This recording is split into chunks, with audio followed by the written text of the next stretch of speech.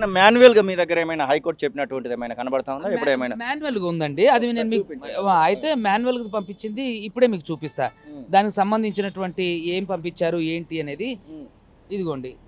Okay. ఇది ఈ రోజు వచ్చినటువంటి ప్రధాన మీడియాలో వచ్చినటువంటి ఆర్టికల్. ఉమ్, సో ఇవన్నీ కూడా ఏంటంటే మీరు అడ్వకేట్కు బ్రీత్ అనలైజర్ పరీక్ష చేయాల్సిన అవసరం ఏమొచ్చిందని ఫస్ట్ అడిగారు. ఓకే. మీరు ఏ అధికారంతో అడ్వకేట్కి బ్రీత్ అనలైజర్ టెస్ట్ చేశారు? ఉమ్, అదేవిధంగా బిఎన్ఎస్లో ఎక్కడ పోలీస్ స్టేషన్కి వచ్చినటువంటి వ్యక్తుల్ని బ్రీత్ అనలైజర్తో టెస్ట్ ఈ ఏదైతే ఆర్గ్యుమెంట్ జరిగేటప్పుడు సిఐ తరపు నుంచి కానివ్వండి లేకపోతే యాజ్ ఏ మీరు కూడా పబ్లిక్ ప్రాసిక్యూటర్ నన్ను అడిగితే మీరు యా యా ఇప్పుడు పోలీస్ తరపున ఎవరైనా అక్కడ నిలబడ్డారా? వారి నుంచి ఎలాంటి ఆర్గ్యుమెంట్స్ జీపీ గారు వచ్చారండి, Okay. జీపీ ఫర్ హోమ్ వచ్చారు. ఆయన రిప్రజెంటేషన్ చేయడానికి ఆయన డినే మాత్రమే అనే ఒక పదం మాత్రమే వాడుతున్నారు కాబట్టి వాడుతున్నారు తప్ప ఇంకే పదం లేదు. ఎందుకంటే అక్కడ ఆయన తప్పు స్పష్టంగా కనబడుతుంది.